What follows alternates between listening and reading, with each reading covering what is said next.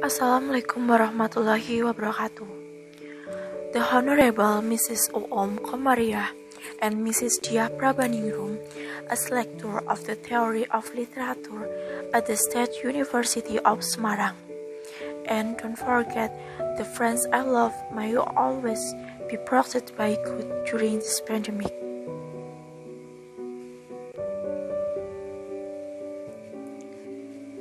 Let me introduce myself.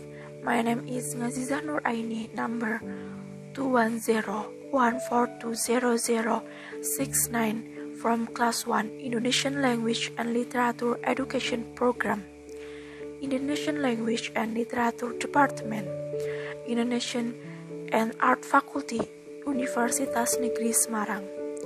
Here I will present the analysis of the novel Ayat-Ayat Cinta by Habibur Rahman Al-Shirazi using a mimetic approach.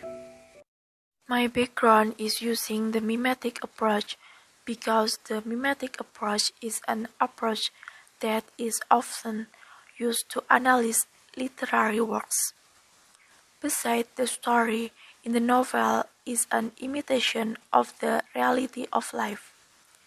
The novel of Ayat-Ayat Cinta that is easy to analyze because the language used is easy to understand. Mari kita bahas satu persatu. Apa itu pendekatan mimetik? Pendekatan mimetik adalah pendekatan kajian sastra yang menitikberatkan kajian terhadap hubungan karya sastra dengan kenyataan di luar karya. Pendekatan yang memandang karya sastra sebagai imitasi dari realitas, menurut Abram dalam Wita Paramita tahun 2020. Plato berpendapat bahwa sastra seni hanya berupa peniruan, peneladanan, atau pencerminan dari kenyataan. Maka ia ada di bawah kenyataan itu sendiri. Sehingga kita dapat menarik kesimpulan bahwa pendekatan mimetik adalah pendekatan yang memandang bahwa karya sastra merupakan imitasi dari kehidupan, sehingga di dalam karya sastra memiliki nilai-nilai yang merupakan pencerminan peristiwa sesuai dengan realita kehidupan. Selanjutnya yaitu unsur-unsur novel. Unsur-unsur novel ada dua. Pertama, unsur intrinsik. Apa saja unsur intrinsik? 1. Tokoh dan penokohan. Tokoh adalah pelaku yang mengemban peristiwa di dalam cerita. Yang kedua, penokohan. Penokohan adalah perwatakan pelukisan mengenai tokoh cerita. Selanjutnya ada alur. Alur adalah rangkaian peristiwa yang direka atau dijalin sedemikian rupa sehingga menggerakkan jalan cerita dari awal, tengah, hingga mencapai klimaks dan akhir cerita. Yang ketiga, tema. Tema adalah gagasan pokok atau ide pikiran dalam sebuah cerita. Yang keempat, latar. Latar adalah keterangan mengenai ruang, waktu, serta suasana terjadinya peristiwa-peristiwa di dalam suatu karya. 5.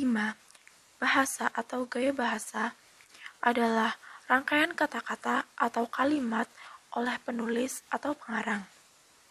6. Sudut pandang adalah cara pengarang menempatkan dirinya terhadap cerita dan dari sudut mana pengarang memandang ceritanya. Selanjutnya, unsur ekstrinsik. Unsur ekstrinsik adalah unsur-unsur yang berada di luar karya sastra itu, tetapi secara tidak langsung mempengaruhi bangunan atau sistem organisme karya sastra atau secara lebih khusus dapat dikaitkan sebagai unsur-unsur yang mempengaruhi bangun cerita sebuah karya sastra. Menurut Rahayu tahun 2014. Selanjutnya ada sinopsis novel.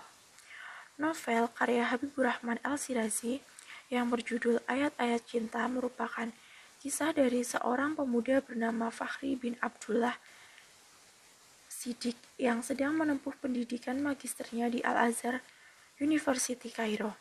Novel yang memiliki latar tempat di negara Timur Tengah yang kental dengan ajaran agamanya membuat Fahri menjadi pemuda yang taat dan lurus. Hal tersebut digambarkan dengan karakter Fahri yang sangat menghormati dan menjaga seorang perempuan, sehingga ia hanya memiliki sedikit teman perempuan di sekitarnya. Bagaimanakah kelanjutan ceritanya? Silahkan teman-teman membaca novelnya.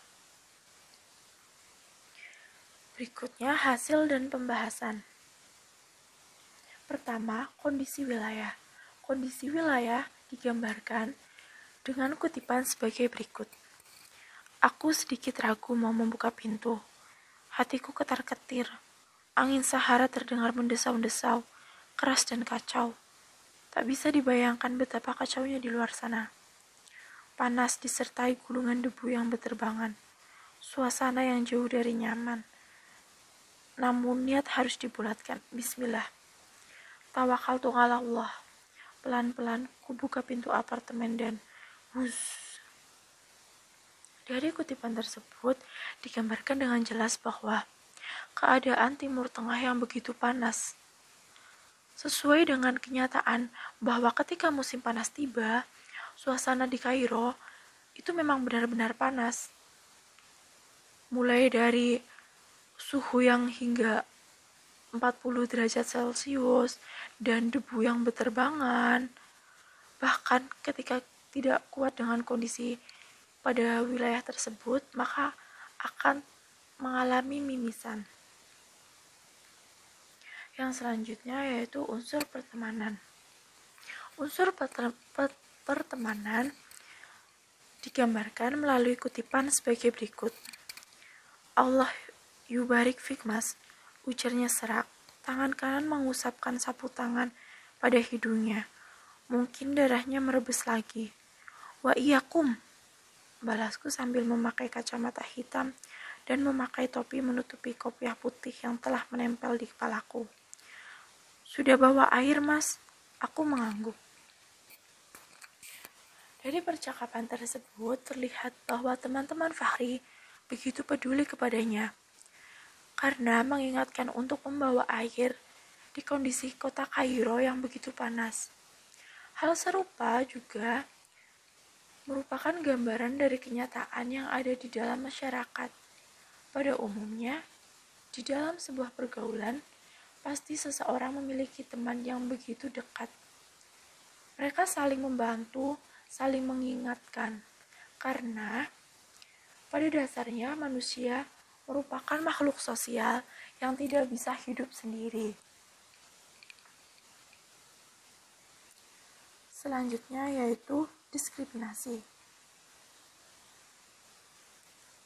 Siapa sangka kota Kairo yang merupakan pusatnya pendidikan di Mesir dengan kentalnya ajaran Islam dan aturan-aturan yang ketat mengenai muamalah, terjadi diskriminasi sosial dengan warga yang bukan keturunan Mesir. Berikut kutipannya. Ya Habbaitik, kau telah menghina seluruh orang Mesir yang ada di metro ini. Kau sungguh keterlaluan. Kelihatannya saja bercadar, so alim, tetapi sebetulnya kau perempuan bangsat. Kau kira kami tidak tahu sopan santun apa?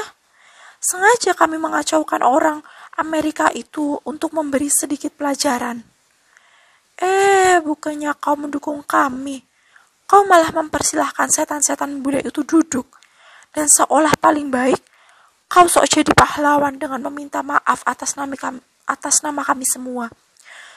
Kau ini siapa,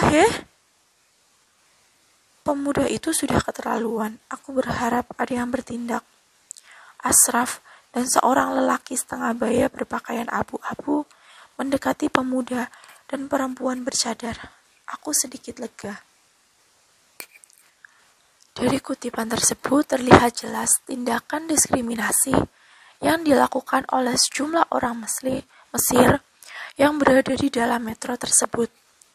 Karena tidak memberi tumpangan atau tidak memberi tempat duduk kepada warga Amerika untuk duduk, padahal sudah lanjut usia. Sama halnya dengan tindakan yang marak terjadi di dalam kehidupan bermasyarakat. Kita sering menjumpai adanya diskriminasi atau perlakuan yang berbeda yang dilakukan oleh orang berkulit putih dengan orang berkulit hitam, atau diskriminasi antara suku dan agama. Yang selanjutnya yaitu kekerasan dalam rumah tangga. Berikut kutipan penggambaran dari kekerasan dalam rumah tangga. Dia benar-benar anak pelacur sial. Dia benar-benar anak setan. Anak tak tahu diuntung. Kalau sampai tampak batang hidungnya, akan kuraja-rajah mukanya biar tahu rasa. Kami mendengar si muka dingin Bahadur menyumpah serapah di dalam flatnya dengan suara seperti guntur. Entah ada apa lagi. Lalu kami mendengar suara perempuan membentak, tak kalah sengitnya. Ia menyalahkan si muka dingin dan memakinya habis-habisan. Itu mungkin suara Madame Syaimah, istri si muka dingin. Madame Syaimah tidak terima dibilang pelacur. Lalu terdengar tamparan dan jeritan. Beberapa barang pecah. Kalian tentu saja tidak asing dengan yang namanya kekerasan. Apalagi kekerasan di dalam rumah tangga. Banyak berita yang menceritakan atau memberitakan mengenai kekerasan yang dilakukan oleh seorang ayah terhadap anak dan istrinya dengan cara memukul atau melempar benda-benda tajam kepada mereka. Hal tersebut juga sama yang dilakukan oleh si muka dingin Bahadur dengan melakukan tindakan kekerasan kepada istrinya seperti memukul dan menamparnya. Selain itu, dia juga mengucapkan kata-kata kasar kepada anak perempuannya dan istrinya. Berikutnya yaitu kerukunan antarumat beragama. Sesuai dengan kutipan sebagai berikut. Kami sekeluarga akan mengajak kalian sekeluarga ke sebuah restoran di Maadi untuk makan malam. Kalian tidak boleh menolak. Begitu pesan mama. Aku berpikir sejenak. Sudahlah mas, untuk yang ini sedikit toleran lah. Masa jadwal menerjemah ketat banget sih? Desak Hamdi. Baiklah, insya Allah. Kami sekeluarga bisa. Jam berapa kita berangkat? Kulihat wajah Yosef lebih cerah. Ia tersenyum. Setelah kalian sholat maghrib, kita langsung berangkat, biar tidak kelamaan. Ucapnya senang. Dari kutipan tersebut digambarkan bahwa adanya kerukunan antar umat beragama serta adanya toleransi. Yang pertama, toleransi dilihat dari percakapan antara Yosef dengan Fahri. Yosef yang mengatakan bahwa setelah kalian sholat maghrib, kita langsung berangkat, biar tidak kelamaan. Mereka yang berbeda agama dengan Fahri sangat bertoleransi karena memahami bahwa ketika maghrib mereka harus menjalankan sholat maghrib.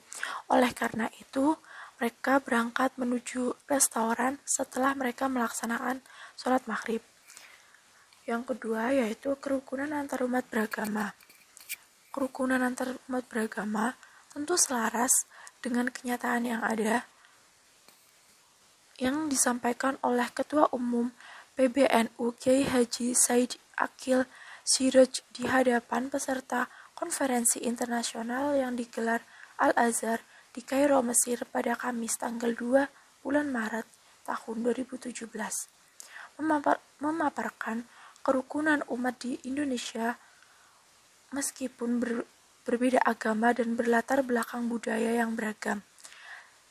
Dikatakannya kehidupan yang rukun itu telah berlangsung dalam kurun waktu yang lama. Tentu saja peristiwa yang digambarkan dalam novel sejalan dengan kenyataan yang dipaparkan oleh Ketua Umum PBNU. Yang terakhir adalah restu orang tua. 2 hari kemudian, pada waktu yang dijanjikan aku menelepon ke tanah air, aku mendengar suara ibu. Jika istrimu nanti mau diajak hidup di Indonesia, tidak terlalu jauh dari ibu, maka menikahlah, dan ibu merestui. Ibu yakin akan penuh berkah. Tetapi, jika tidak bisa dibawa ke Indonesia, tidak usah. Cari Gadis Salehah yang dari Indonesia. Dari kutipan novel tersebut, dapat digambarkan bahwa pentingnya restu orang tua sebelum kita mengambil keputusan besar dalam hidup. Ada pepatah yang mengatakan bahwa restu orang tua adalah restu Tuhan. Tanpa adanya restu orang tua dalam sebuah hubungan, satu atau dua hal dalam hubungan tersebut pasti tidak akan terasa nyaman, bahagia, dan tentram. Dalam hidup, orang tua adalah orang terpenting yang juga memiliki banyak pengaruh besar terhadap kehidupan. Banyak kasus perceraian akibat hubungan yang tidak baik antara menantu dengan mertuanya, dengan alasan awal menikah tidak direstui dan berujung perceraian. Oleh karena itu, restu dari orang tua merupakan hal yang tidak bisa dipisahkan dalam menjalin hubungan pernikahan. Thank you for your attention, everyone. Wassalamualaikum warahmatullahi wabarakatuh.